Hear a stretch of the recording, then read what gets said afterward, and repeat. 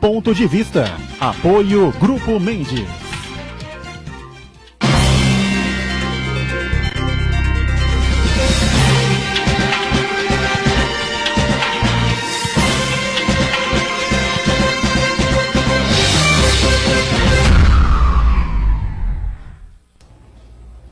Olá, estamos começando aqui mais um Ponto de Vista, sempre ao vivo aqui pela Santa Cecília TV, neste horário da 1h30 da tarde, que é, como você sabe, né, uma tradição do debate político e da discussão aprofundada dos temas, dos assuntos que fazem aí a pauta da cidade, da região metropolitana, como a saúde, a educação, o meio ambiente, o transporte, a segurança pública, enfim, os assuntos de todos os dias, né? E, claro, o espaço sempre aberto democraticamente aqui no Ponto de Vista para a gente discutir e debater também com profundidade os assuntos de interesse nacional, que são muitos, né? Aí, uma série de votações acontecendo no Congresso, reforma administrativa, mudança de mão do COAF, enfim, as questões que envolvem a reforma da Previdência, ninguém sabe para onde vamos, nem para que lado seguimos.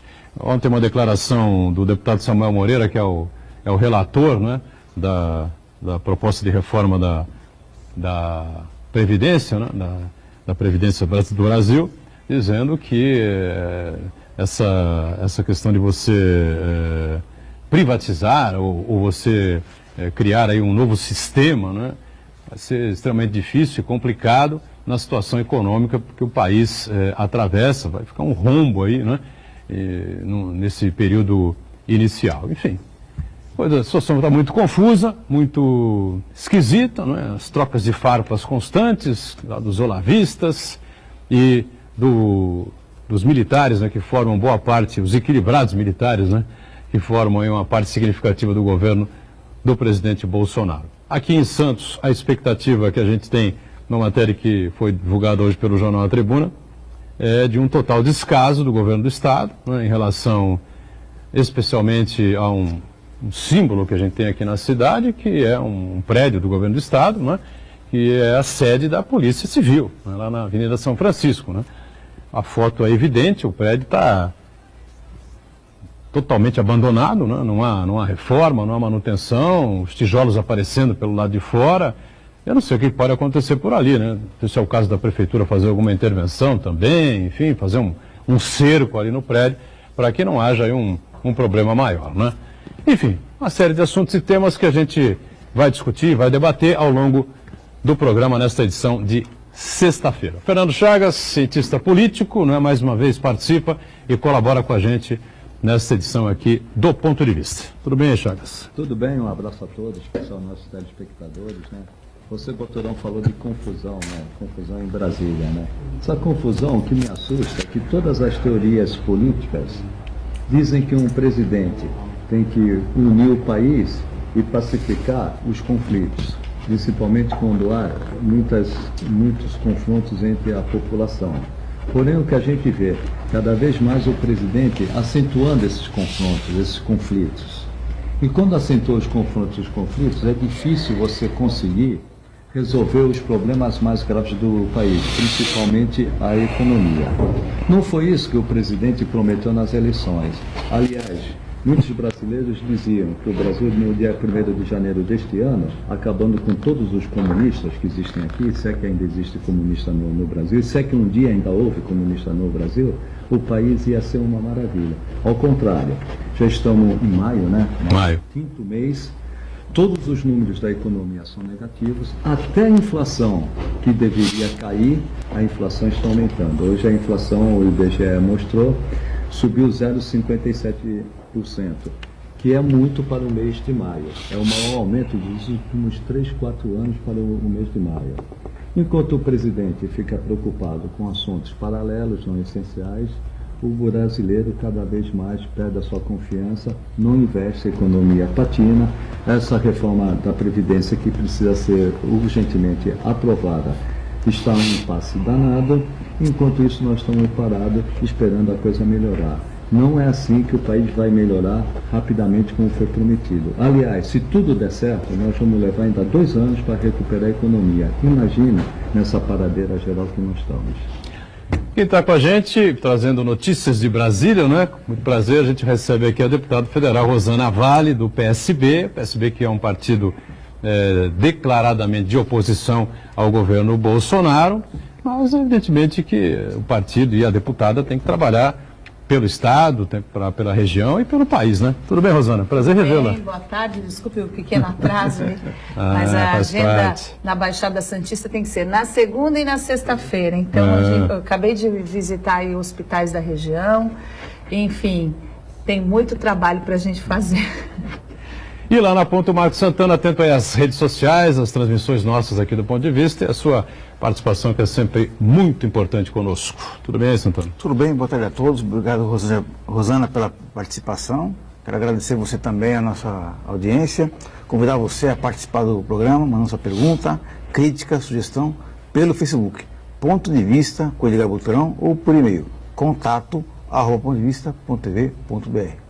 O programa pode ser acompanhado ao vivo pela internet, santaportal.com.br/tv. As edições anteriores do Ponto de Vista ficam disponíveis na internet também, nosso canal no YouTube, na nossa página no Facebook. E você que nos acompanha a reprise às 19h30, uma boa noite. Pois é, 19h30 a reprise, enquanto a TV Santa Cecília transmite os jogos da Unisanta, não é? E nesse período aí de tempo entre o final do programa ao vivo e o começo da reprise, você sabe que muita coisa pode acontecer na nossa complexa República Brasileira, né? Deputada, a gente está aqui discutindo, enfim, debatendo, avaliando as questões e não se vê absolutamente nada de produtivo, não se vê um passo adiante, né? Tivemos a presença do ministro da Economia, o Paulo Guedes, lá na Comissão Especial da Reforma, da Previdência, né? Embates com os deputados de oposição, porque ficou o legado, o PT deixou não sei o que para trás, deixou não sei o que para lá, não foi feito isso, foi feito aquilo, arrombaram o Brasil e tal. O PT está fora faz 3 anos, né? Então está na hora, a gente evidentemente tem que reconhecer que o governo Bolsonaro não é o responsável por essa crise, mas está na hora já estava na hora, eu acho, há muito tempo, de apresentar, né, alguma alternativa de recuperação econômica, enfim, que não seja única, exclusivamente dependente da reforma da Previdência. Eu não sei como é que você está avaliando isso como deputada do partido de oposição, né? Mas que, claro, faz suas preocupações aqui com a cidade, com a região e em defender o Estado pelo qual você foi eleita, né? Deputada federal, está no Congresso acompanhando essa situação toda. O que você traz aí para a gente lá dos bastidores? O que se comenta? O que se discute? É isso mesmo que está acontecendo, que não está acontecendo, enfim. Então, não é fácil. Eu creio que o pior que podia acontecer para a gente nesse momento é o que está acontecendo nos debates, a polarização. Eu não vejo diálogo, eu vejo monólogos. Então, as pessoas não querem mudar 1 milímetro das suas posições. E o Brasil não vai avançar desse jeito. Está na hora de deixar para trás. Há uma parcela de deputados que foi eleita com esse objetivo, com essa disposição. Eu não sou de esquerda, eu não sou de direita, eu quero arrumar o país, eu quero colaborar com a mudança que a gente tanto quer no país. E isso passa pelo seguinte princípio: foram eleitas pessoas, não foram eleitos partidos. Eu sigo essa linha. Eu fui eleita pela minha região, por ser uma mulher que trabalhou na iniciativa privada por 25 anos, que foi jornalista, que conhece a realidade. E para que eu fui eleita? Eu fui eleita para colaborar. Então eu chego lá no plenário muitas vezes e saio frustrada. Parece que eu levei uma surra quando a gente sai. Muitas vezes eu saio 11 da noite, meia-noite, a sensação é essa, um peso nas costas. Por quê? Porque não se discute os temas que estão em pauta para votação, porque fica essa polarização, é Lula livre de um lado, é Brasil acima de tudo e acima de todos do outro.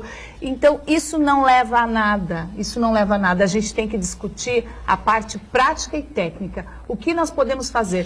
Tanto que essa posição que eu tenho tomado confunde, mas como? Eu vejo nas redes sociais, mas como? O seu partido é assim? Não, mas como? Você tem que pensar desse jeito. Eu não tenho que pensar desse jeito, eu tenho que pensar conforme a minha coerência, conforme a minha história. Eu sou uma mulher que trabalhou, que é mãe, que acompanhou a realidade da região e temos que, de uma vez por todas, parar de pensar nisso. E tem alguns discursos nesse sentido. É por aí que nós temos que caminhar. Deputada, à distância, o que a gente vê que há um conflito muito grande entre a própria ala do PSL. Eles parecem que não se e também parece que há uma confusão entre o toma lá da cá com a articulação política. Exato. Isto realmente está ocorrendo? Tá Está ocorrendo. faltando política no parlamento? Está faltando estrutura de governo. A gente percebe assim que não há. Eles colocaram essa reforma da Previdência como se fosse a salvação. E nada se avança. Eu tenho ido a todos os ministérios, graças ao meu comprometimento, porque o meu discurso é esse, quando eu vou falar com os ministros, eu falo, olha, eu não estou aqui para defender bandeira partidária, eu estou aqui para trabalhar.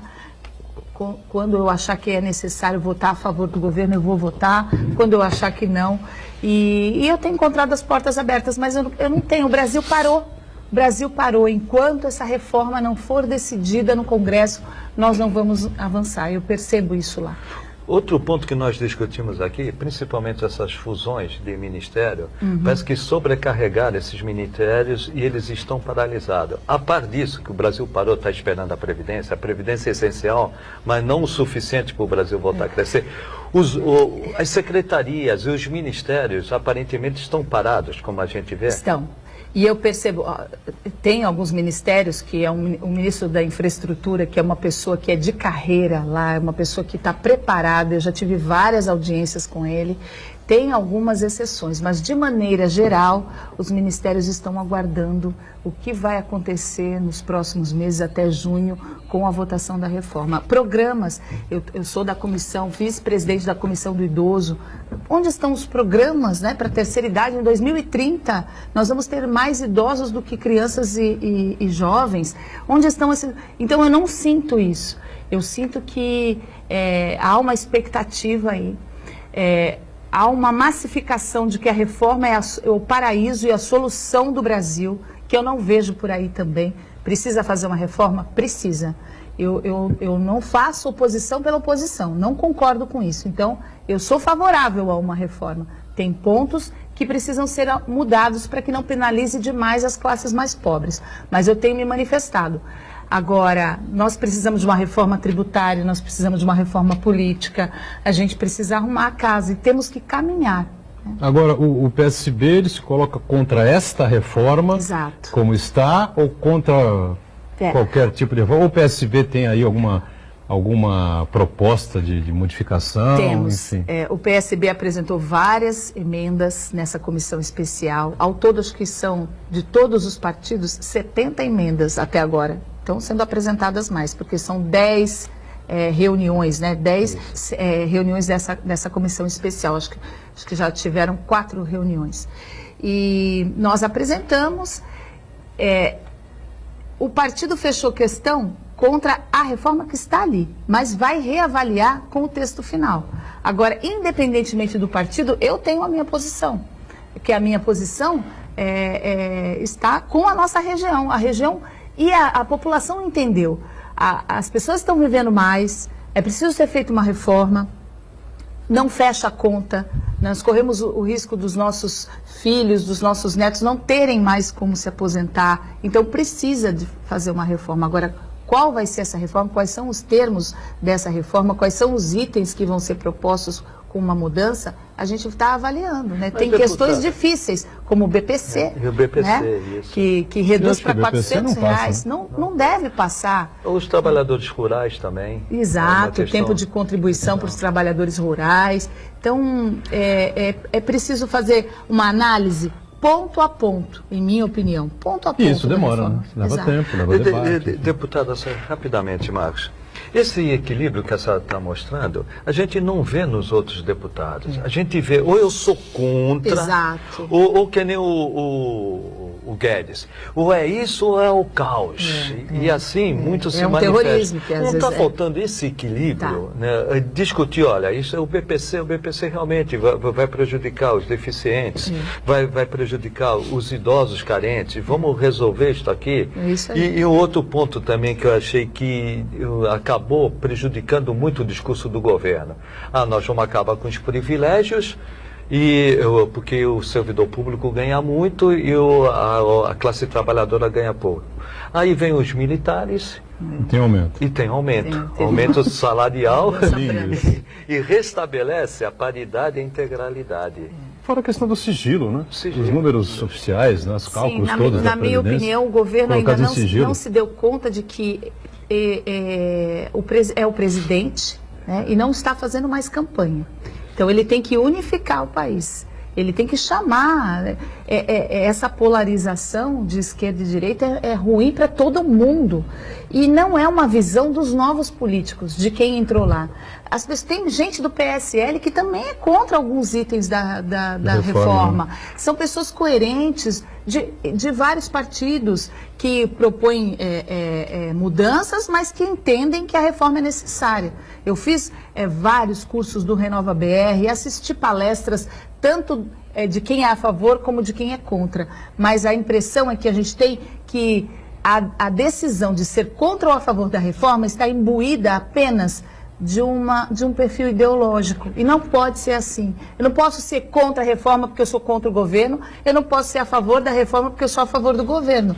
Tem que ter uma análise técnica, que eu espero que aconteça nessas sessões aí dessa comissão especial.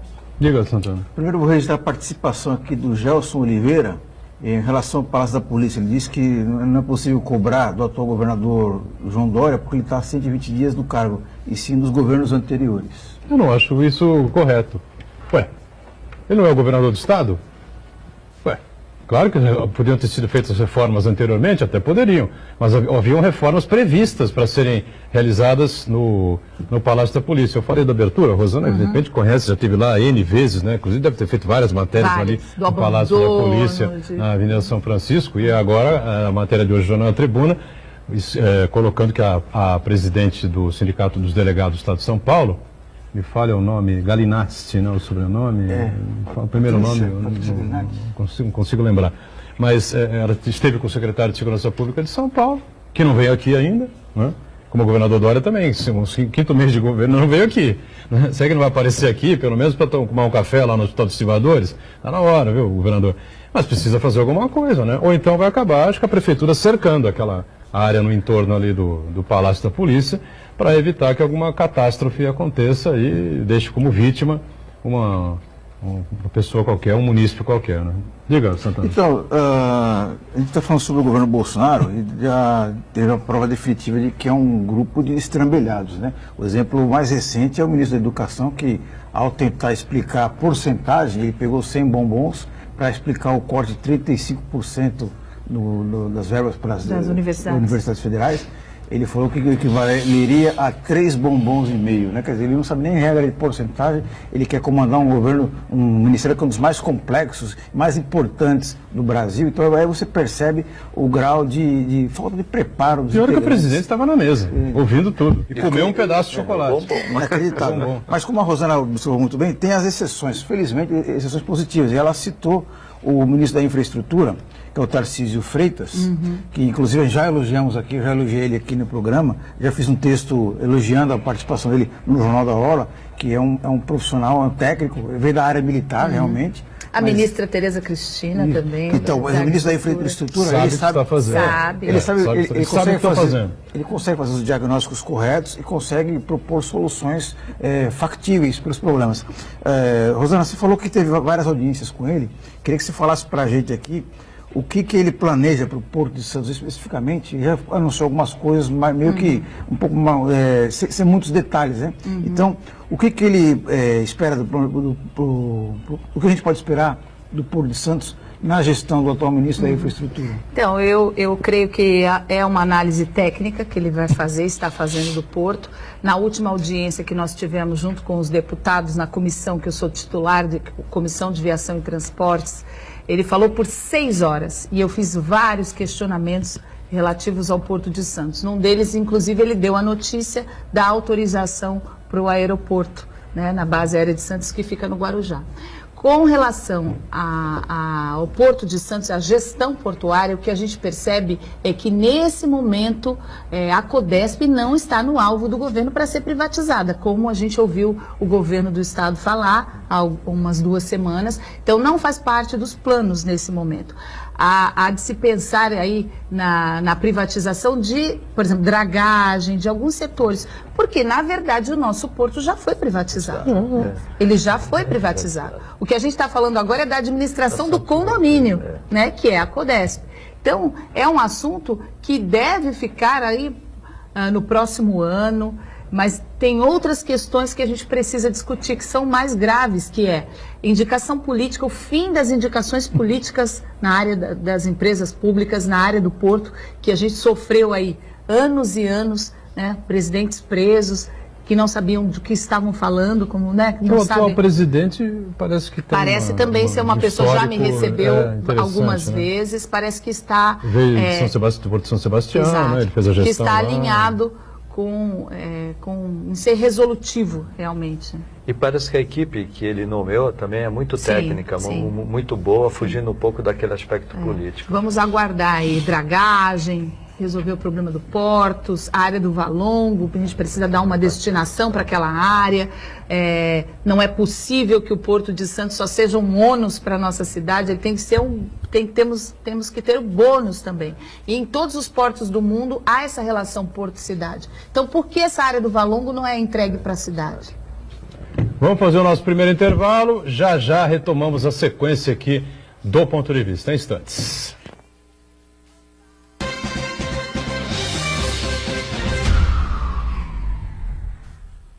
Existe um lugar em Santos onde você encontra os empreendimentos mais fascinantes da região. Um lugar amplo, aconchegante, feito para oferecer o melhor atendimento para você. Um lugar que reúne as melhores opções residenciais e comerciais nos bairros mais nobres de Santos. Um lugar que a gente nem precisava dizer, porque você já sabe. Central de Vendas Grupo Mendes, Rua Guaiaó 55, Aparecida. Venha fechar um bom negócio para abrir as portas do seu novo lugar. Com a ampliação do Tiplan, a nossa Baixada Santista passa a ter uma importância ainda maior para o desenvolvimento do país. Porque ele faz parte de um importante corredor logístico do Brasil, principalmente para exportação de grãos. Aumentou sua capacidade, sem aumentar a quantidade de caminhões na estrada. A dragagem do canal de Piaçaguera garante recuperar a qualidade ambiental e sua navegabilidade. Tiplan, orgulho em contribuir para o desenvolvimento do Brasil. Eu vivi com uma criança de 1 ano e meio, também pedindo esmola para dar comida para ele. Eu acho que se eu tivesse continuado na rua, a bebida teria acabado comigo. Eu não estaria com a força que eu tenho hoje. Eu vim 15 anos na rua. Eu usava o dinheiro que eu pedia para comprar droga. Bebia, meu dia a dia era droga. Conseguia dinheiro fácil, né? Com o dinheiro da esmola, eu usava droga. A abordagem de rua, ele queria me levar e tudo, e eu nunca quis ir. Quero voltar a ter a vida que eu tinha antes. Quem quer mudar, muda. Eu quero ter uma vida digna. Tenho um novo olhar na minha vida. A Prefeitura de Santos investe em estrutura, atendimento, capacitação profissional e diversas ações para quem mais precisa. Mesmo assim, o papel da sociedade é fundamental. Quem quiser ajudar com roupas, calçados ou alimentos, faça isso em nossos equipamentos públicos. Assim você estará ajudando de verdade esses cidadãos. Prefeitura de Santos, dedicação em cuidar das pessoas.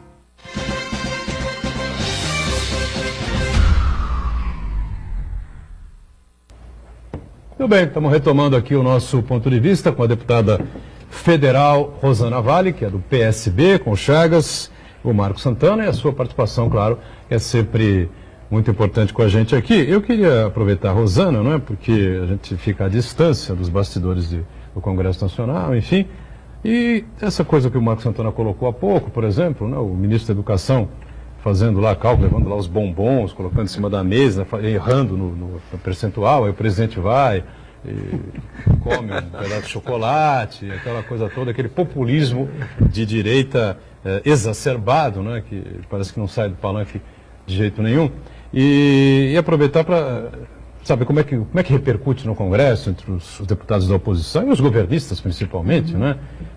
Esses embates aí do Olavo de Carvalho, que xinga os militares, e os militares tentam se defender, e essa coisa toda, enfim. Como é que essas conversas ali do cafezinho com relação a essas coisas, hein? Repercute mal, porque essa polarização não deixa que a gente converse. Esse é o principal problema hoje no Congresso. As pessoas não estão dispostas, né, principalmente os extremos. Eu não acredito que há verdade nos extremos. E essas pessoas acham que quem é contra é o lado mal da história, de um lado e de outro. Né, e que não há outro ponto de vista diferente da nossa janela, o que não é verdade. A oposição é necessária para que, né, se houvesse só situação, o país também não avança desse jeito. Quando você tem do lado uma pessoa que só te elogia, você não cresce. Então eu acredito numa oposição inteligente, mas o que eu tenho visto lá é a polarização apenas, é oposição por ser oposição e situação. Então eles ficam resgatando velhos problemas, aí foi o PT, aí foi não sei o quê, você que pegou. Então, e a população é levada a muito contra-informação. Você hoje não sabe o que é verdade e o que não é. Fake news. Fake news. Eu acredito que a população hoje, por exemplo, com relação à reforma, ela nem sabe, porque o que é verdade? O que vai acontecer? Qual é a realidade? Tem déficit ou não tem déficit? Qual é a realidade? Onde estão os números, né? Onde estão os números? Onde está a discussão técnica? Outro dia eu fiz um discurso falando isso. Eu quero falar a língua das pessoas, eu quero falar fora o politiquês. Eu quero dizer, olha, o BPC é assim, eles querem que fique assim. É essa análise técnica que nós temos que ter. E esse é o período para que a população entenda melhor. Mas isso compete também aos veículos de comunicação, aos parlamentares, explicar para a população, né, porque essa mudança... Já viu algum veículo de comunicação de rede, né? Algum técnico, um advogado previdenciarista, ir lá e criticar a reforma da Previdência? É muito difícil. Todas as pessoas que são ouvidas nos veículos, e cansei de falar isso aqui já várias vezes, a crítica é crítica mesmo. Não é? Está errado isso. É muito difícil você tem que colocar o ponto e o contraponto. O perfil ideológico. Entendeu? É muito o ponto difícil. e o contraponto. Como, por exemplo, são dois Brasis. São dois Brasis. O advogado Danilo Oliveira, que é professor aqui na casa, é previdenciarista, ele está organizando um evento em que ele quer trazer também aqui gente que atuou como nos governos Dilma, ele disse isso aqui, lembra, Santana? Nos governos Dilma, nos governos Lula e no governo Temer, que vão aqui e vão, em tese, ser contrários, né, a essa proposta que está colocando aqui. Mas qual é alternativa? O gancho, né? O gancho que ele quer. Bom, você critica, mas o que era a Previdência no governo do PT? Né? Porque também queriam mudar, também queriam mexer. E ela, então, e ela os números passou estão... por A várias... gente não tem os números hoje, apresente você os números, então. Exato. Se você foi ministro, você tem os números. Basicamente, nós vínhamos já fazendo a reforma. Essa reforma eu entendo necessária, defendo. Não essa do jeito que está. Eu defendo a reforma. O FHC fez uma, o Lula fez, até a Dilma fez, o Temer ia fazer. Sim. Eu até sou favorável que se aproveitasse a reforma do Temer, porque aí passaria rápido e nós não estaríamos parados esperando o que vai acontecer. E agora a proposta do Bolsonaro. Mas um ponto que eu vejo também, o Boturão tem tocado muito nisso, que é do mercado financeiro, defende com unhas e dentes a reforma. O advogado previdenciarista, até pela formação, ele é contra. E nós ficamos discutindo. Até porque ser do mercado financeiro, eu tenho discutido isso muito com amigos meus do mercado financeiro, eles querem a capitalização. Sim. Também não é só isso. Do outro lado, o previdenciarista também ele só tem a visão, né, de que o governo tem que bancar, de qualquer forma, né? Mas o que eu vejo muito nisso, o que está faltando é o presidente. O presidente parece que não acredita, ele também assumir a Previdência. Em vez dele debater e assumir pessoalmente a Previdência, ele fica nas redes sociais. Essa é a minha preocupação. Ele acha que indo nas redes sociais, pressionando o Congresso vai ceder pelas redes sociais. Isso é possível, deputada? Eu creio que não. Eu creio que não, e isso só ajuda a fazer esse fla-flu aí que a gente pensa, né? Nós contra eles. Não é por aí que a gente vai chegar a um consenso. Nós temos que ter o caminho do meio. O caminho do meio sempre foi o melhor caminho, né? Da ponderação, mas o viés ideológico é que está atrapalhando. Nós temos que pensar na população. A população não sabe se é de esquerda ou se é de direita, ela só quer o mínimo, ela quer trabalhar, quer que os filhos estudem, quer ter um atendimento de saúde, é isso. Se você perguntar para 99% das pessoas, Ela não sabe, ela fala, não, eu quero que o país ande. E como essa reforma está parando, então vamos aprovar uma reforma num consenso, né, a melhor possível, que não penalize, que comece a cortar os privilégios realmente, né, que cortem as superaposentadorias, que faça uma revisão de cima para baixo e vamos tocar em frente. Hoje eu dou uma dica aqui para todo mundo. Uma dica bastante interessante, viu? Veja a capa da Veja desta sexta-feira. Capa da revista Veja, se a Rosana já viu, né? Está aqui a figura satanizada do Olavo de Carvalho, com uma privada desenhada na boca dele e duas privadas ao lado, né? Ou seja, de acordo com a capa da revista Veja, o Olavo de Carvalho só fala aquilo que você está pensando e é mal cheiroso, né? E aí fica a pergunta, né? Nós comentamos aqui em off até, né, antes do programa começar. E quem acredita e defende as teses do Olavo de Carvalho, né? De acordo com a revista Veja, se ele só fala aquilo que a gente faz na privada e cheira mal, né?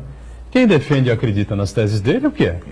Edgar, e curiosa foi a crítica de um dos generais que saíram em defesa dos demais militares criticados pelo... Eu não vou lembrar o nome dele agora, mas ele não faz parte do governo, mas é um general de alta patente. O Vilas Boas? Não, um outro, aquele que teve o seu apartamento vasculhado? Isso, exatamente. General, e aí ele falou o seguinte, pesado, né, eu vou tentar falar do jeito bem elegante aqui, que o Olavo de Carvalho não usa a parte de baixo porque ele usa para excretar a boca. Né? Acho que, olha, foi por aí talvez que a Veja tenha tirado o gancho para fazer essa capa aqui. Olha, a capa é pesada, viu? Arrebenta o Olavo de Carvalho, mas não arrebenta o Olavo de Carvalho, porque está lá nos Estados Unidos, né? Como diz o Marco Antônio Villa, ele é o marginal da Virgínia, né? A revolução escatológica, diz aqui a capa da Veja, né? Agora, o problema não é nem ele, o problema é que acredita nas teses dele e que defende, né, os pensamentos, o ideário, se é que a gente pode usar esse termo, com esse cidadão aí que, em tese, teve uma participação importante na campanha, na eleição do Jair Bolsonaro. Agora, Rosana, evidentemente você está tentando ir por todos os lados, visitando os ministérios, secretarias, essa coisa toda, claro, porque a gente vive aqui num momento de muita dificuldade, problemas enormes aqui nas cidades da região metropolitana, enfim, né? A gente tem uma obra importante na entrada da cidade, que a União deveria participar, ou a Codesp deveria bancar. Já estou levando essa lição parte, de casa lá. E não banca, né? Não entra só a parte do Estado e a Prefeitura, enfim, uma obra que poderia viabilizar melhor, né? Uma entrada e saída do porto. Está faltando miolo. Um milhão de matérias que você já fez a respeito disso, enquanto repórter da TV Tribuna, né? E que a gente já discutiu, já debateu aqui, não é? Portanto, você precisa de uma aproximação, né, com o governo. Sim. Né? Eu estou focada em ajudar a minha região. Não venham me falar que eu vou defender bandeira partidária, porque eu não vou defender bandeira partidária. Isso pode gerar algum problema interno no partido? Não sei, mas eu não tenho medo. Eu sou jornalista, cumpri 25 anos da minha missão, não vai ser ninguém que vai dizer o que eu tenho que fazer. Eu tenho que prestar um bom serviço para a população e trabalhar é o que eu mais sei. Eu sempre trabalhei minha vida inteira. Na sua ideia, seria defender o voto distrital na prática? Eu fiz a campanha distrital. Né? Eu fiz. Me falaram assim, olha, você não vai ser eleita porque você não está percorrendo o estado inteiro, você está só na região. Eu falei, mas é a minha região que tem que me eleger.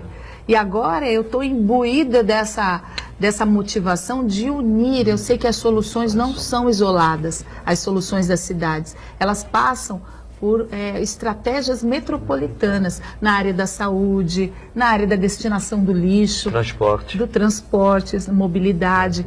Então, eu tento, já fiz várias reuniões com secretários de educação, secretários de saúde, porque eu quero criar essa postura, né, de unir as cidades da região em todas as áreas, no turismo também.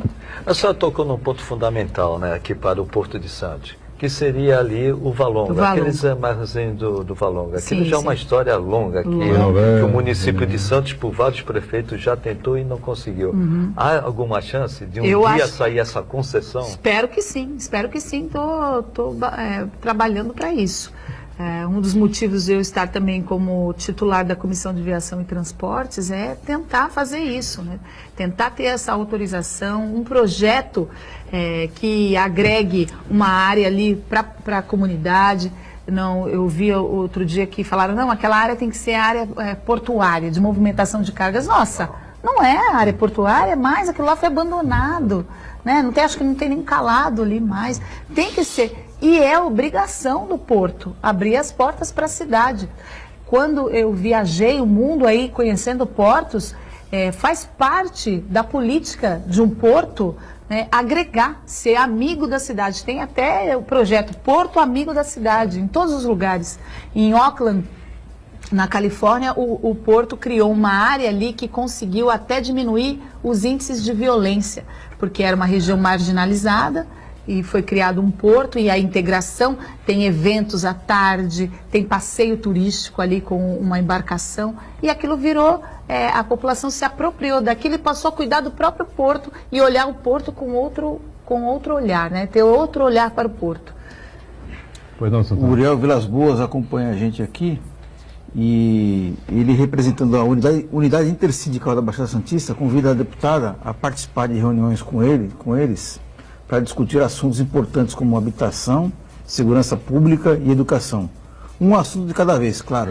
Tá bom. Já tive acho que uma vez com ele ali. Com os sindicatos. Um assunto de cada vez, né? Claro. Né? Imagina se, né? Tudo de uma vez só.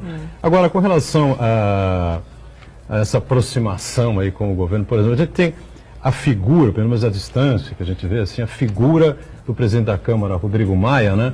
Parece que ganha cada vez mais musculatura, protagonismo. Né? Parece que é um protagonismo assim marcante, não é? No dia a dia do Congresso Nacional. Você já teve aí a oportunidade de conversar com ele? Sim, várias vezes. Qual é a visão que você eu percebo, assim, não tem conheço. Do Rodrigo Maia, né? E o que ele pode ajudar? Eu acho que ele é uma figura ali de coerência. Ele está tentando unir o Congresso de equilíbrio. Está sendo um bom articulador.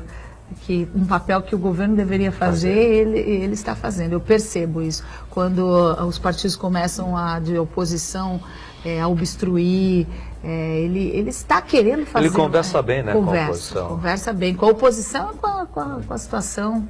Ele tem mantido, pelo que eu observei nesses 2 meses e meio de Congresso, ele é uma pessoa que conseguiu um respeito ali, até dos novos também. Mas, deputada... E dá umas porradinhas também. Dá, de vez em quando. De vez em quando, de vez em sempre, né? A entrevista dele na Globo News, ele puxou o exemplo de Fernando Henrique Cardoso e disse, olha, o presidente Fernando Henrique Cardoso, o primeiro mandato meu como deputado federal, ele era presidente da República. Agora era um homem extremamente preparado e que tinha uma agenda para o país. O que ele quis dizer com isso? Que o outro não tem. Que alguma coisa está faltando. Né? E justamente nisso, deputada, parece que falta essa agenda e parece que falta empenho do presidente. Quem está tocando na realidade essa reforma previdenciária é o Rodrigo Maia. Rodrigo Maia. Está tentando colocar junto a tributária também. Tributária isso também. Será um grande avanço se for conseguido, porque não é a reforma da Previdência que vai resolver o problema do país. Eu vou mais além, reforma orçamentária também. Exato. Reforma política, que é importante, e essa discussão talvez não acontecesse se já tivéssemos uma reforma política, porque as pessoas... elas têm essa consciência, foram eleitos, né, homens e mulheres, não foram eleitos partidos. Eu percebo isso da população. A população nem sabe, às vezes pergunta qual é o seu partido mesmo. Né? E eu, nos 32 que são do meu partido, eu tenho fui bem acolhida, eu percebo essa...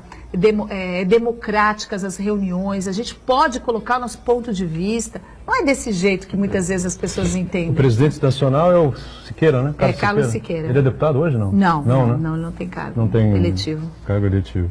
Tá certo. E a deputada tocou num ponto importante, a reforma tributária. Eu também vejo que a reforma previdenciária, a reforma tributária, orçamentária, política, também dá um ambiente de negócio mais estável, uma segurança jurídica. É independente do Congresso e do Executivo, depende do Judiciário. Mas a reforma tributária, é interessante que nós vamos ter vários conflitos. Em tese, eu seria favorável ao IVA, que seria... eu também.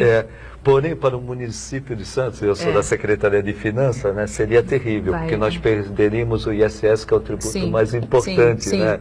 Isso que eu vejo, esses conflitos conceituais e também políticos que acabam também emperrando. Legislar não é fácil. Não é fácil, porque né? nunca é de um jeito só. Esse é o certo e esse é o errado. Isso. Você tem que ser ponderado e você tem que estar disposto a mudar de opinião. Isso. Mas se você entra na política já carregado de uma ideologia muito forte, você não muda. Então ali eu acredito que cada vez mais a gente tem que eleger pessoas ponderadas, pessoas que são capazes de conversar. Tem gente ali, a palavra parlamentar significa o quê? Claro. Conversar, chegar a um acordo. E eu vejo que tem gente ali que não está disposta a isso. Ele vai com uma bandeira de ser sim ou de ser não, de ser contra ou a favor, e só. E ele vai ali no plenário, ele faz o discurso dele, depois ele, que é o que causa mais espanto para quem é novo na política, né? Ele briga, ele xinga, ele põe o dedo em risco e tal. Depois acabou, ele vai tomar cafezinho com a pessoa que ele estava atacando, sabe? É praxe difícil isso. É praxe. Mas isso agora, também... Rosângela, eu tive o prazer, né? Para uns seria um desprazer, para outros seria uma coisa... Eu tive o prazer de ser o último jornalista a conversar com o Gastone Rigg em vida. Né? O Gastone teve 4 mandatos importantes como deputado federal, líder de bancada do PTV, presidente estadual do partido. Deixou uma história. Deixou uma história fantástica aqui para... Algumas leis emblemáticas, né? Caça-baleias. Outras situações, a lei de recuperação... Os direitos sociais. Os direitos sociais, a carteira de trabalho. Recuperação daqui da nossa autonomia, essa coisa toda. Né? E no evento da Secob, na posse do presidente da Secob, vai fazer um mês ainda, não tem nem 30 dias isso, né? O Gastone estava lá e naquela noite ele veio a falecer, né? E ele me disse, extremamente lúcido, né? Acompanhado da filha, ele me disse, o problema não é o presidente nesse momento. Eu falei, como, Gastone? Nós não está andando, de jeito nenhum, não vai para um lado, não vai para o outro. Ele falou, não, o problema nosso chama-se Congresso Nacional.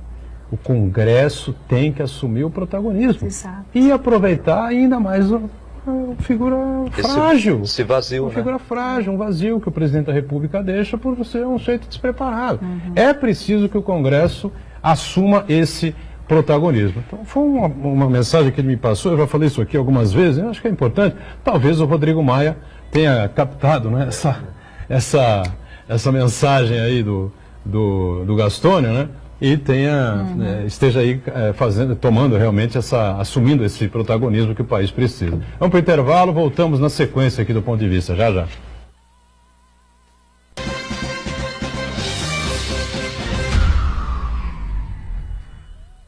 Existe um lugar em Santos onde você encontra os empreendimentos mais fascinantes da região. Um lugar amplo, aconchegante, feito para oferecer o melhor atendimento para você. Um lugar que reúne as melhores opções residenciais e comerciais nos bairros mais nobres de Santos. Um lugar que a gente nem precisava dizer, porque você já sabe. Central de Vendas Grupo Mendes, Rua Guaiaó 55, Aparecida. Venha fechar um bom negócio para abrir as portas do seu novo lugar. Com a ampliação do Tiplan, a nossa Baixada Santista passa a ter uma importância ainda maior para o desenvolvimento do país, porque ele faz parte de um importante corredor logístico do Brasil, principalmente para exportação de grãos. Aumentou sua capacidade, sem aumentar a quantidade de caminhões na estrada. A dragagem do canal de Piaçaguera garante recuperar a qualidade ambiental e sua navegabilidade. Tiplan, orgulho em contribuir para o desenvolvimento do Brasil.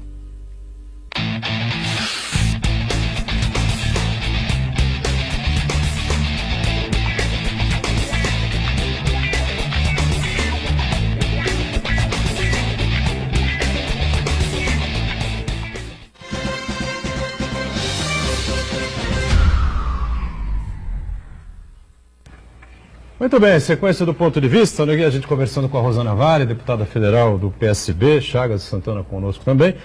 E fica aí os nossos problemas eternos, né, Rosana? Você chegou aqui dizendo que tinha feito algumas visitas a alguns hospitais aqui da cidade. Por exemplo, a Santa Casa vive aí atrás do governo federal a toda hora, a todo momento, enfim, como é que está essa relação, os repasses aí de verbas federais para o município. Eu sei que acho que 1 milhão por mês, né, Chagas, que entra nos cofres dos estivadores aqui, que vem do Cortaram, do pela metade o convênio com os estivadores, a saúde está deficitária, né? Cortaram. E eu visitei aí para ver agora. Como jornalista, eu mostrava os problemas e agora eu tenho a obrigação de tentar ajudar a resolvê-los. Né? O aumento do teto MAC, né, média e alta complexidade. Esse é um problema grave. Na nossa região, porque cidades do interior têm um teto MAC maior que o nosso. Então, todas essas são prioridades que a gente tem que bater nas portas aí dos ministérios, também do governo do estado, para representar bem a região. E disso eu não tenho medo, porque eu sempre fui muito combativa como jornalista e assim estou sendo como deputada também. É a nossa função, a nossa missão. Pela experiência de jornalismo, chegando no Congresso, os problemas de Santos, eles são ouvidos, da Baixada, não de Santos, eles são ouvidos lá ou eles são esquecidos? Não, eles são. E compete a nós fazer essa pressão, porque para resolvê-los. Insistência, determinação, resiliência, tudo isso, né? Não é fácil. Somos poucos, né? A região poderia ter uma representatividade maior. Já teve, né? Já teve. Chegou a ter, acho que 3 ou 4 deputados federais. É difícil, né? A situação é complexa, a gente sabe que o momento é ruim, né? A economia não destrava, não anda, enfim, me impressiona, a gente conversa muito aqui, a postura do ministro Paulo Guedes, né? Ele se coloca como um observador. Comentarista. Um observador, né, da cena política econômica do país. Não é possível isso, ministro. O senhor vai lá, recebe uma crítica do deputado da oposição, né? A Fegali, né? Deputada federal do Rio de Janeiro, né? Bem, evidentemente que ela era apoiadora do governo Lula, apoiadora do governo Dilma, o PCdoB sempre teve uma relação muito próxima com o PT, enfim. Mas a pergunta dela foi absolutamente coerente, só está aí há 4 meses, né? Isso não apresenta uma outra forma, outra maneira, não é? Uma saída que possa trazer aí uma movimentação ou um humor diferente, né? No país. E aí ele fica lá, não, mas a senhora representa aí os 16 anos que transformaram esse Brasil nessa tragédia. Quer dizer, fica retomando a coisa como se ele não tivesse nada a ver com o que está acontecendo. É um bom comentarista. É o 5º mês em que ele é o responsável pela economia do país. O super-ministro, poucos foram, né? Super-ministro como ele, acho que ninguém, teve, né? não, ele Henrique Meirelles não foi, outros tantos era não forte, mas não tinha o super-ministério. Mas eu acho que isso também, a oposição está alimentando isso, porque a forma de interpelar, a forma descredencia, e a imprensa utiliza isso e aí, bom, ninguém respeita mais. É preciso ter uma oposição pontual. Não destrutiva como e construtiva. Exato. Aliás, eu acho que esse é o grande problema do Guedes. Ele sabe que tem uns problemas, só que ele não sabe resolver os problemas. Todos os problemas vão ser resolvidos com a Previdência, e não é isso. E o superministério dele, no início do ano nós falamos, não vai funcionar, até pelo gigantismo, e não está funcionando. Então está um samba de uma nota só. Ele comentarista, ou vem a Previdência ou o Brasil acaba, e ele não se preocupa com a microeconomia, ele não se preocupa com outras coisas que podem, pelo menos, fazer o Brasil funcionar. O Brasil está parado na economia, deputada. Não, Santana. Eu vou tentar ler a manifestação do João Paulo Domingos. O professor Olavo de Carvalho é um visionário. Quando todos diziam que a esquerda estava acabando no mundo, ele dizia que muito pelo contrário. O que estava acabando no mundo? A esquerda. A esquerda? A esquerda se fortalecia para alguém querer falar do professor Olavo de Carvalho, tem que ter conhecimento da sua obra. Coisas que os jornalistas preguiçosos de hoje não conhecem, nunca leram nada dele. Olha, eu nunca li nada do Olavo de Carvalho, não quero ler nada sobre o Olavo de Carvalho. A minha opinião, o Olavo de Carvalho é um imbecil de 4 patas, se cair no chão, na grama, não levanta mais, né? Eu lamento profundamente que esse grupo dos bolsominions aí tenham se aliado a ele. Esse momento ruim é porque o Brasil vive. E eu digo mais, o presidente Jair Bolsonaro se elegeu por conta de uma facada. A estratégia criada pelo PSDB foi a estratégia correta.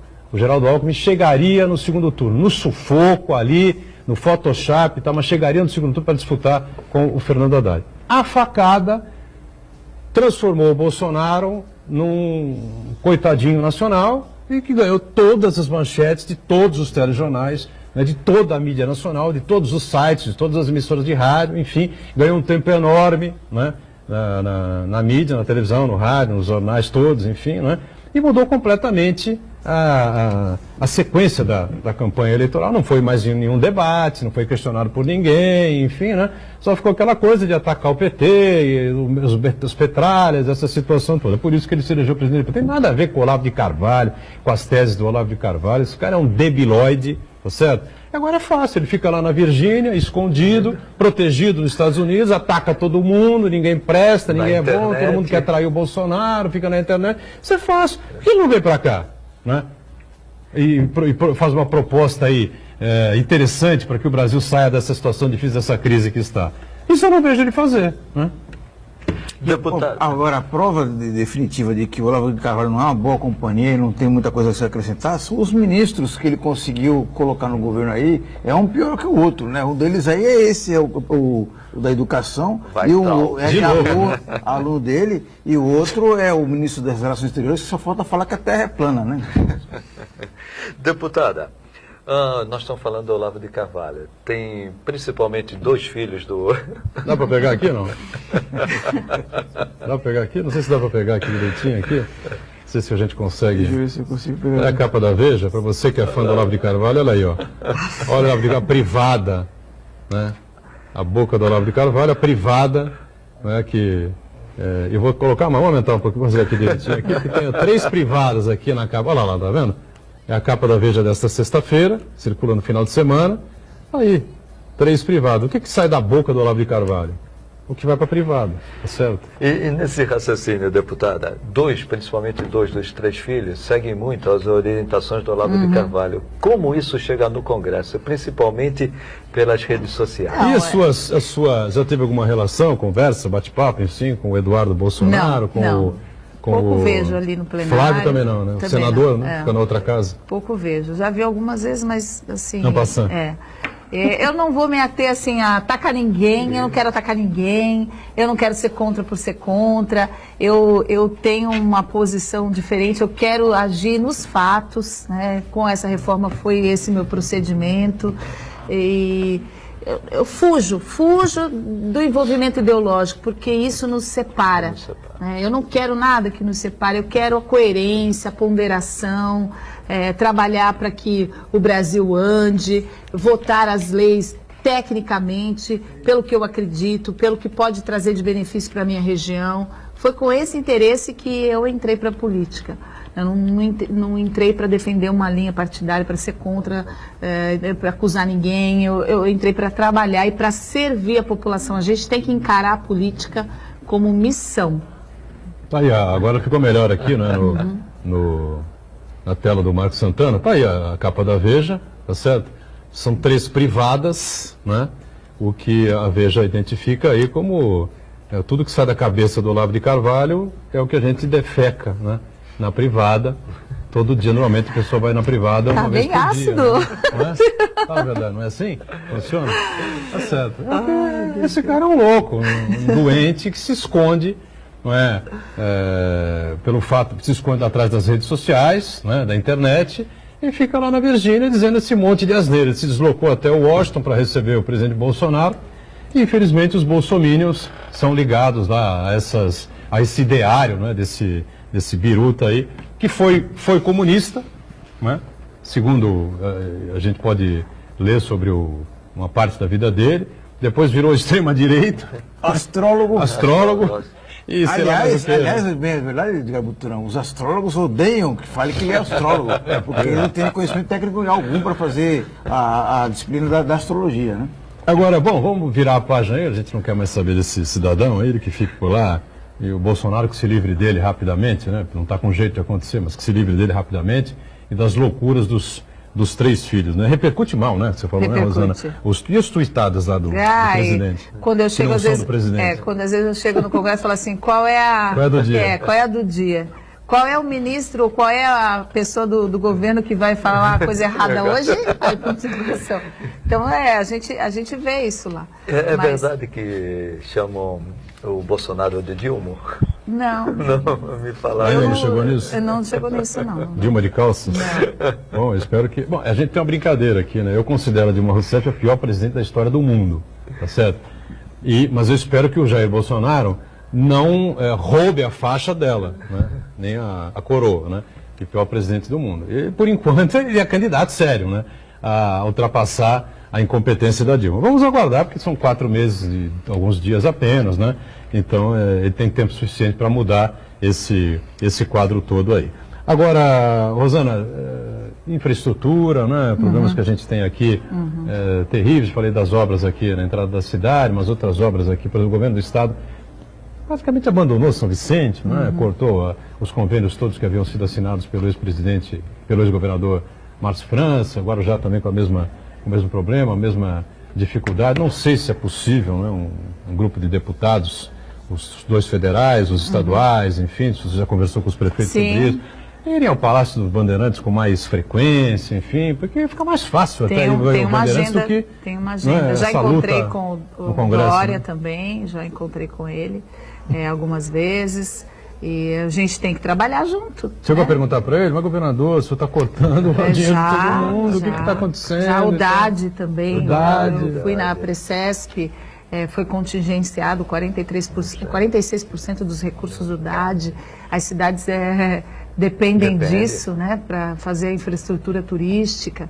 Vamos tentar, vamos pedir, interferir, argumentar, mas não adianta ficar só criticando do outro lado. A gente tem que ter uma ação, né, propositiva, né? Abrir portas. Abrir portas. Eu estou disposta a abrir portas e reivindicar só o que é certo, né? Agir da forma correta. Eu não vejo, assim, possibilidades de uma explicação lógica, porque a gente comentou várias vezes aqui, é histórico isso no estado de São Paulo. Jamais um governador fez o que ele fez, né? Jamais um governador cancelou, não é, os convênios assinados pelo outro governador, que passa lá por uma série de trâmites, passa por uma série de trâmites, enfim, a procuradoria assina, tem a assinatura do procurador, nos convênios, da procuradora, nos convênios, não é o governador que tira da cabeça, manda não sei quantos milhões para Santos, não é assim que a coisa funciona. Mas França não fez isso. Pode ter alguns ajustes que são normais. Não, prejudicou muito a região. Prejudicou muito. Bastante. E a senhora, como jornalista, conheceu bem, principalmente, o Litoral Sul, né? E também a extensão do Litoral Sul, Vale do Paraíba, Ribeira, né? Quais são as principais prioridades dessa região e que a senhora pode conseguir alguma coisa ou tentar alguma coisa para essa região? Então, eu tenho conseguido algumas agendas também com a Tereza Cristina. Eu levei os prefeitos do Vale do Ribeira, alguns prefeitos do Vale do Ribeira, para falar que a agricultura familiar é muito forte. Semana passada eu tive uma reunião com os secretários de educação para questionar, porque a compra da merenda através da agricultura familiar, um programa do governo, é muito importante para aquela região, porque você está dando condição das pessoas permanecerem na agricultura, no campo, e 30% é o mínimo e poucas cidades cumprem. Então, uma das estratégias é reunir aí os agricultores e o que está errado? Por que não há essa compra dos 30%? O que os agricultores precisam fazer para que um ajude o outro? Porque é uma via de mão dupla isso. As crianças comem uma alimentação saudável, ajuda as cidades e os agricultores das cidades. Então, há muita coisa para fazer pelo Vale do Ribeira. Reunir também as cidades do Vale para que criem um roteiro metropolitano. E isso é uma agenda que eu também estou tentando com o presidente, porque ele é daquela região, a família dele pelo menos é dali da região de Eldorado, que eu conheço muito bem. E vamos caminhar. Não é possível que o Vale do Ribeira, com tanto potencial, continue aí, passa governo, entra governo e continua como o menor IDH do estado de São Paulo, né? Isso é triste. E é uma região hospitaleira, onde as pessoas são simples, mas elas têm tradição, elas têm história. Diga, Santana. O Temilson Pimentel Matos, ele acompanha a gente ao vivo e diz o seguinte: Edgar Boturão, parabéns à forma elucidativa e inteligente na condução do programa. E parabéns também à nossa deputada Rosana Vale pela postura corajosa e seus posicionamentos na Câmara dos Deputados. Obrigada. Obrigado a você pelo elogio, tá certo? A gente só procura aqui esclarecer as situações e a gente acaba se posicionando contra coisas que são completamente absurdas, né? E que estão acontecendo aí. Se alguém dissesse um dia que ia ter um louco lá na Virgínia, que ia dizer, esse sujeito teve a capacidade de dizer que o comando do Exército, né, brasileiro chamou todos os militares de covardes, né, porque não tem condição de debater com ele, de responder às críticas que ele faz, que foram recorrer a um homem doente, preso numa cadeira de rodas, que é o ex-comandante, ex-chefe do Exército Brasileiro, o general Vilas Boas. Esse cara... Chega desse cara. Rosana Vale, obrigado pela presença. Eu que agradeço. Sucesso e volte mais vezes aqui para a gente discutir e debater, tá bom? Segunda e sexta eu estou aqui na Baixada obrigado. Santista. Chagas sempre conosco, Marcos Santana diariamente aqui com a gente. Ponto de Vista é ao vivo aqui pela Santa Cecília TV, 1h30 da tarde. E a reprise é 7h30 da noite, enquanto houver as transmissões dos jogos da Unisanta. Valeu, tchau, gente. Obrigado.